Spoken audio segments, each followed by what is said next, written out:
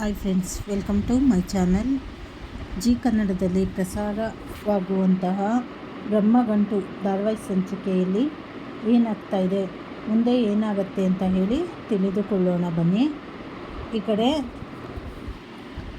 ಧಾರಾವಾಹಿಯಲ್ಲಿ I drama ಶುರುವಾಗಿದೆ. ಒಂದು ಕಡೆ ಮನೆಯಲ್ಲಿ ದಿಶಾ ತನ್ನ ಅಹಂಕಾರ ತೋರಿಸುತ್ತಿದ್ದರೆ, ಇನ್ನೊಂದು ಕಡೆ ಆಫೀಸ್ನ ಸಂಪೂರ್ಣ ಅಧಿಕಾರವನ್ನೇ ತನ್ನ ಕೈಗೆ ತೆಗೆದುಕೊಳ್ಳುವ ಮೂಲಕ ಎಲ್ಲರಿಗೂ ಶಾಕ್ ನೀಡಿದ್ದಾಳೆ. ಇಂದಿನ ಸಂಚಿಕೆಯಲ್ಲಿ ನಡೆದ ಆ ರೋಚಕ ಘಟನೆಗಳ ಬಗ್ಗೆ ವಿವರವಾಗಿ ತಿಳಿದುಕೊಳ್ಳೋಣ ಬನ್ನಿ. ಸಂಚಿಕೆ ಆರಂಭದಲ್ಲಿ ಮನೆಯಲ್ಲಿ ಎಲ್ಲರೂ ತಿಂಡಿ ತಿನ್ನಲು ಡೈನಿಂಗ್ ಟೇಬಲ್ ಹತ್ತಿರ ಬರ್ತಾರೆ. ಆದರೆ ಅಲ್ಲಿ ಒಂದು ದೊಡ್ಡ ಅವಾಂತರವೇ ಕಾಯುತ್ತಿರುತ್ತದೆ. ಮನೆಯ ಹಿರಿಯರು, ಸೊಸೆ ಅಥವಾ ಅತ್ತಿಗೆ ಕೂರುವ ಜಾಗದಲ್ಲಿ ದಿಶಾ ಬಂದು ರಾಜ್ಗದ್ದಿನಲ್ಲಿ ಕುಳಿತಿರುತ್ತಾಳೆ. ಇದನ್ನು ನೋಡಿ ಚಿರಾಗು ಮತ್ತು ಸೌಂದರ್ಯಂಗೆ ತುಂಬ ಕೋಪ ಬರುತ್ತದೆ. ದಿಶಾ, ಎದ್ದೇಳು ಅಲ್ಲಿಂದ, ಅದು ಅತ್ತಿಗೆ ಕೂರುವ ಸೀಟು ಅಂತ ನಿನಗೆ ಗೊತ್ತಿಲ್ವಾ ಎಂದು ಚಿರಾಗ್ ಖಾರವಾಗಿ ಕೇಳ್ತಾನೆ. ಆದರೆ ದಿಶಾ ಮಾತ್ರ ಕಿಂಚಿತ್ತೂ ತಲೆ ಕೆಡಿಸಿಕೊಳ್ಳದೆ, ಇದೇನು ಮುಖ್ಯಮಂತ್ರಿ ಸೀಟಾ ಅಥವಾ ಪ್ರಧಾನಮಂತ್ರಿ ಸೀಟಾ, ಕೂತ್ರೆ ಏನಂತೆ ಅಂತ ಹೇಳಿ ಉದ್ಘಾಟನದಿಂದ ಮಾತಾಡ್ತಾಳೆ. ಮನೆಯಲ್ಲಿ ಸಣ್ಣ ವಿಷಯಕ್ಕೆ ಇಷ್ಟೊಂದು ದೊಡ್ಡ ಆರ್ಗ್ಯುಮೆಂಟ್ ನಡೆಯುತ್ತಿರುವುದನ್ನು ಕಂಡು ಸೌಂದರ್ಯ ಮಧ್ಯಪ್ರವೇಶ ಮಾಡ್ತಾಳೆ. ದಿಶಾಳಿಗೆ ಗೊತ್ತಿಲ್ಲದೆ ಈ ಜಾಗದಲ್ಲಿ ಕುಳಿತಿದ್ದಾಳೆ. ಇವತ್ತೊಂದು ದಿನ ಅಲ್ಲೇ ಕೂತು ತಿಂಡಿ ತಿನ್ನಲಿ ಬಿಡು ಅಂತ ಹೇಳಿ ಪರಿಸ್ಥಿತಿಯನ್ನು ತಿಳಿಗೊಡಿಸ್ತಾರೆ. ಆದರೆ ದಿಶಾ ಮನಸ್ಸಲ್ಲಿ ಸಂಚು ಬೇರೆಯೇ ಇರುತ್ತದೆ. ತಿಂಡಿ ಮುಗಿಯುತ್ತಿದ್ದಂತೆ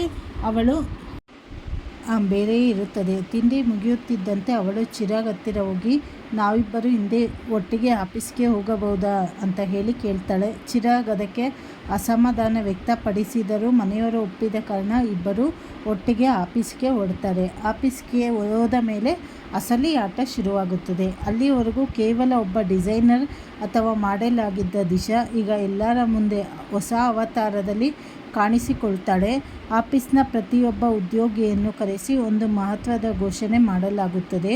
ಇನ್ನು ಮುಂದೆ ಆಫೀಸ್ನ ಯಾವುದೇ ಮುಖ್ಯ ಫೈಲ್ಗಳು ಇರಲಿ ಅಥವಾ ಹೊಸ ಪ್ರಾಜೆಕ್ಟ್ಗಳ ಅಪ್ರೂವಲ್ ಇರಲಿ, ಇದನ್ನೆಲ್ಲ ದಿಶಾನೇ ಫೈನಲ್ ಮಾಡ್ತಾಳೆ.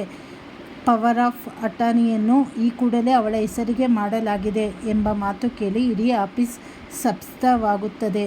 ದಿಶಾಳ ಕೈಗೆ ಪವರ್ ಆಫ್ ಅಟಾರ್ನಿ ಸಿಕ್ಕಿದೆ ಎಂದರೆ ಅವಳೇ ಈಗ ಆಫೀಸ್ನ ಉತ್ತರಾಧಿಕಾರಿ ಎಂದರ್ಥ. ದಿಶಾ ಈಗ ಬರೀ ನಿನ್ನ ಹೆಂಡತಿ ಮಾತ್ರವಲ್ಲ, ಅವಳು ನಿನ್ನ ಬಾಸ್ ಕೂಡ ಹೌದು. ನಿನ್ನ ಕನಸಿನ ಪ್ರಾಜೆಕ್ಟ್ಗೆ ಹಣ ಬೇಕು ಅಂದರೆ ಅವಳ ಸಹಿ ಅನಿವಾರ್ಯ ಅಂತ ಹೇಳಿದಾಗ, ಈ ಕಡೆ ಸೌಂದರ್ಯ ಆ ರೀತಿ ಹೇಳಿದಾಗ ಚಿರಾಗ್ ಮುಖದಲ್ಲಿ ಆತಂಕ ಮತ್ತು ಆಶ್ಚರ್ಯ ಒಟ್ಟಿಗೆ ಕಾಣಿಸುತ್ತದೆ.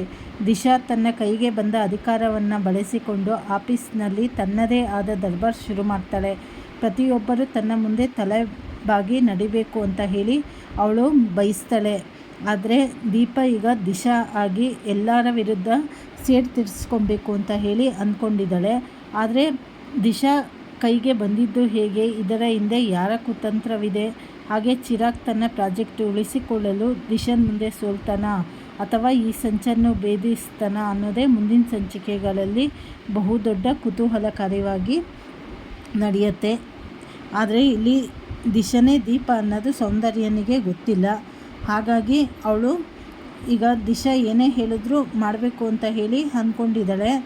ಮುಂದಿನ ಸಂಚಿಕೆಗಳಲ್ಲಿ ಏನೇನು ಬದಲಾವಣೆ ಆಗತ್ತೆ ಅಂತ ಹೇಳಿ ಮುಂದೆ ತಿಳಿದುಕೊಳ್ಳೋಣ. ಹೊಸದಾಗಿ ಯಾರ್ಯಾರು ಚಾನಲ್ ನೋಡ್ತಾ ಇದ್ದೀರಾ, ಚಾನಲನ್ನು ಸಬ್ಸ್ಕ್ರೈಬ್ ಮಾಡ್ಕೊಳ್ಳಿ, ಲೈಕ್ ಮಾಡಿ, ಶೇರ್ ಮಾಡಿ, ಹಾಗೆ ಸಪೋರ್ಟ್ ಮಾಡಿ. ನಿಮ್ಮ ಅನಿಸಿಕೆ ಅಭಿಪ್ರಾಯ ತಿಳಿಸಿ. ಮತ್ತು ನಿಮಗೆ ಯಾವ ಸೀರಿಯಲ್ಲು ತುಂಬ ಇಷ್ಟ ಆಗುತ್ತೆ ಅಂತ ಹೇಳಿ ಕಾಮೆಂಟ್ ಮಾಡಿದರೆ ನಾನು ಆ ಸೀರಿಯಲ್ಲು ಮುಂದಿನ ಸಂಚಿಕೆ ಅಪ್ಡೇಟು ಮಾಡ್ತೀನಿ. Thank you very much.